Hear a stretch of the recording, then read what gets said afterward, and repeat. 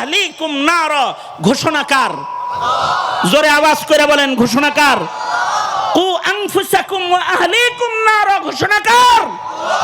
আল্লাহ তো তখন জিজ্ঞেস করবে, ছেলেটারে নামাজ পড়াইছিলি, অথবা তাকে রোজা রাখাইছিলি, সেহরি খাওয়াইছিলি, ইফতার করাইছিলি, রমজানের রোজা কি সে রেখেছিল? হিসাব দিবেন কি? এইগুলা বুঝার বিষয়, এইগুলা চিন্তা করার বিষয়। এমনকি ইবাদতের ভেতরে, বদনী ইবাদতের ভেতরে আর মালি ইবাদতের ভেতরে আবার ইবাদত মিন ওয়াজহিন আবার দুই প্রকার। রুহানি ভাবে ইবাদত আবার দুই প্রকার। এক প্রকার হলো জালালি, আর এক প্রকার হলো জামালি। এক প্রকারের ইবাদত তেরিবেরি কায়দায় করলে আল্লাহ নেয় না। তার ভেতরে এক নাম্বার হলো নামাজ। নামাজ যদি কেউ উল্টা পাল্টা পড়ে, তার নামাজ আল্লাহ নেয় না। মিয়া 60 বছর ধরে নামাজ পড়েন, 30 বছর যাবত নামাজ পড়েন, এখনো সূরা ফাতিহা ঠিক করেন নাই, আপনি এত তামসা মনে করতেছেন যে আপনার নামাজ আল্লাহ এমনি নিব? এটা অনেক জালালি ইবাদত। কেউ যদি রুকু সেজদা ঠিক মতো না করে, হাদিসে আছে তার নামাজ পড়া অবস্থায় আল্লাহ পাক তার কাঁধের ফিরিস্তাকে ডেকে বলে, এই নামাজ পড়তেছে, ওর দিল আমার ব্যাপারে যেমন, আমিও ওর ব্যাপারে তেমন। জালালি ইবাদত যেমনে সামনে পড়বে, চেহারায় ফিক্কা মারা হবে। এ কারণে আল্লাহর রাসূল বলেন, সাল্লু কামা রাআইতুমুনি উসাল্লি, আমাকে যেমনে নামাজ পড়তে দেখো ওইভাবে নামাজ পড়ো। তার মানে নামাজের রুকু, সেজদা, কওমা, জালসা নিজের ইচ্ছা মতো করার কোনো সুযোগ নাই। যদি কেউ নিজের ইচ্ছা মতো নামাজ না পড়ে রবের ইচ্ছা মতো নামাজ পড়তে চায়, তাইলে সে মৌলবী না হইলেও তালিমুল কোরআন নুরানি বোর্ডের ছাত্র না হইলে ওর নামাজ জীবনেও ঠিক হইব না। অথবা দাওয়াত তাবলীগের একটা চিল্লা না দিলে ওর নামাজ ঠিক হবে না। অথবা হক্কানি কোনো পীর মাশায়েখের খানকায় যায় ও বৈশা হাতে কলমে নামাজ ঠিক না করলে ওর নামাজ হবে না, নামাজ হবে না, পড়তে পারবে না নামাজ। এই রকম না পড়ুয়া নামাজির সংখ্যা বাংলাদেশে কত, এটা আমার মুখ দিয়া বইলা আমি আপনাদের কাছে ধৃষ্টতার চেয়ারে যাইতে চাই না। তবে আমি যদি হিসাব করি, তাহলে আমার হিসাব, আমার আকাবিরদের হিসাবের নমুনার হিসাব যদি হয়, তাইলে ওটা অনেক করা।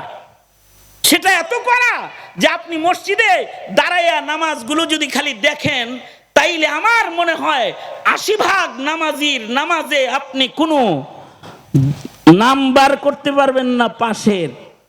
80% ইল্লা মাশাআল্লাহ।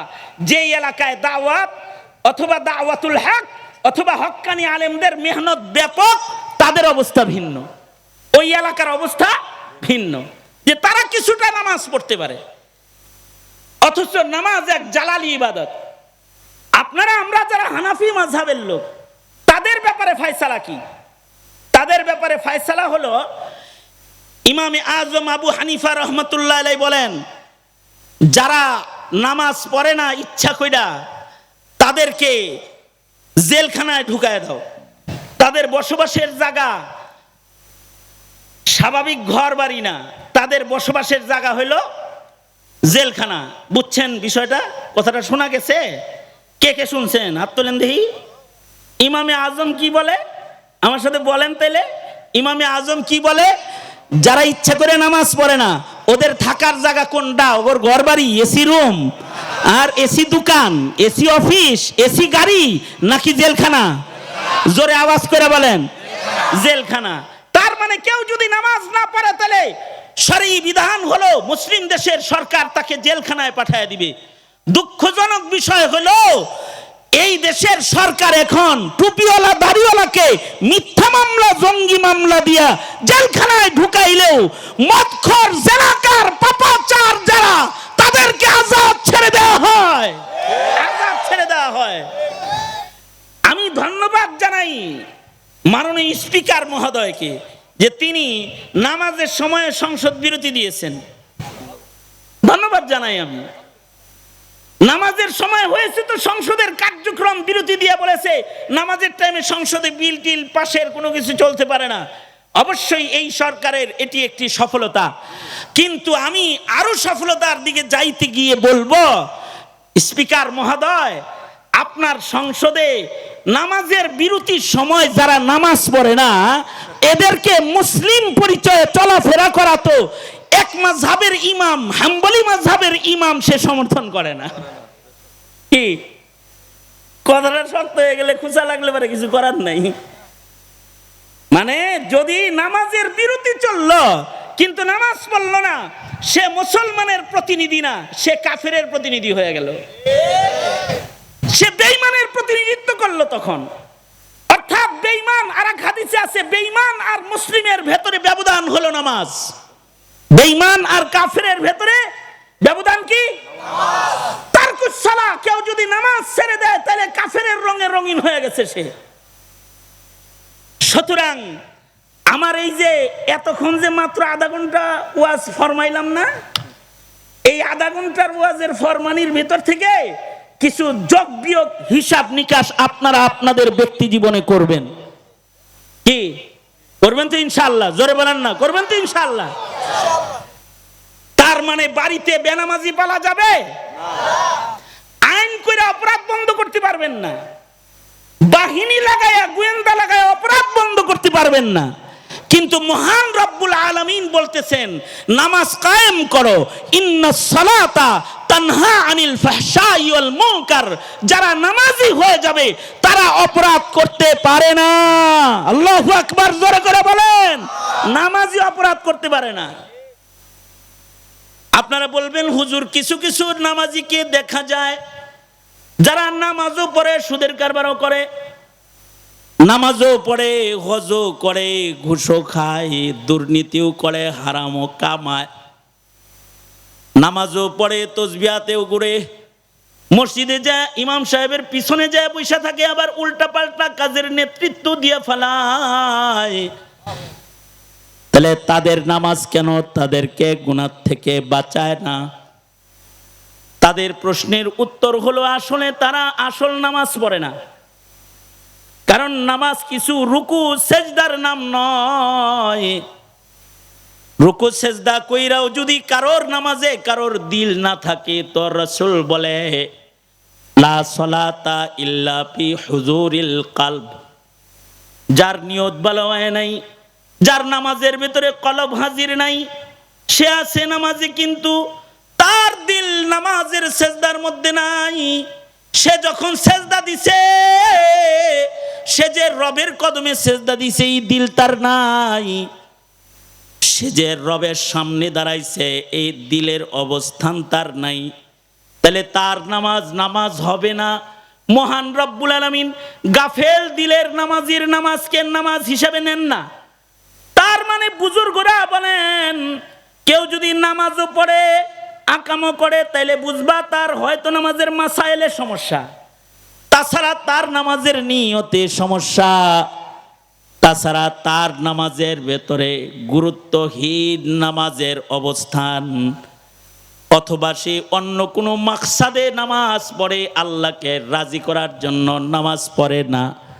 ইলেকশনের আগে বহু নেতাকে জুমার নামাজ পড়তে দেখা গেছে, কিন্তু এখন মসজিদে খুঁজে পাওয়া যায় না। আপনাদের কথা বলতেছি না, এলাকার কথা। আমি আমার এলাকার প্রথম গাইতেছি আর কি। মনে করেন একটা সময় গেছে আমাদের ঢাকাতে প্রতিটি মসজিদের প্রথম কাতারে সংসদ সদস্যদের অবস্থান ছিল। ওনারা নামাজের আগে খতিব সাহেবের ওয়াজের সাথে কিছু শেয়ারও করছে, তার মানে ওনারা বয়ানও করছে। কিন্তু এখন যদি জুমার নামাজে হাজির না পাওয়া যায় তাইলে প্রমাণিত হবে তার আগের জুমার নামাজগুলো আল্লাহ খুশি করার ছিল না, ভোট কালেকশন করার নামাজ ছিল ওগুলো। স্বার্থের নামাজ যারা পড়বে ওই নামাজ দিয়ে রবকে খুশি করা সম্ভব হবে না, তার দ্বারা ন্যায় আর আদালত প্রতিষ্ঠাও সম্ভব হবে না। এ কারণেই রাজত্বের আসনে যাওয়ার পরে যাদের নামাজ ঠিক নাই তাদের দ্বারাই দুর্নীতি হয়ে যায়, কিন্তু যাদের নামাজ ঠিক আছে তারা দুর্নীতি করতে পারে না। যেমন শাসকের ভেতরে এমন কিছু শাসক ছিলেন যারা দিনদার নামাজি পরহেজগার ছিলেন। খালি দিনদার নামাজি ছিলেন না, বড় মুত্তাকি ছিলেন। এমন একজন শাসকের নাম আমি আপনাদের সামনে উচ্চারণ করতেছি, যেমন বাদশাহ আলমগীর রহমতুল্লাহ আলাইহি।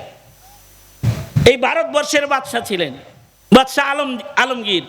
আওরঙ্গজেব নামে যাকে ইতিহাসের পাতায় চিনে, বাদশাহ আলমগীর, যিনি ফতোয়ায়ে আলমগীরি লেখাইছিলেন।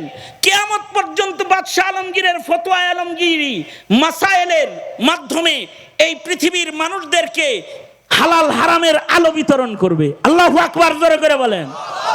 কে সে? কি রাজনীতিবিদ, বাদশাহ কিন্তু তিনি একজন বাদশাহ, কিন্তু তিনি একজন রাজা, কিন্তু তার মাধ্যমে ফতোয়া আলমগীরি লেখা হয়েছে মানুষ যেন হারামের উপরে না চলে, হালালের উপরে যেন চলতে থাকে।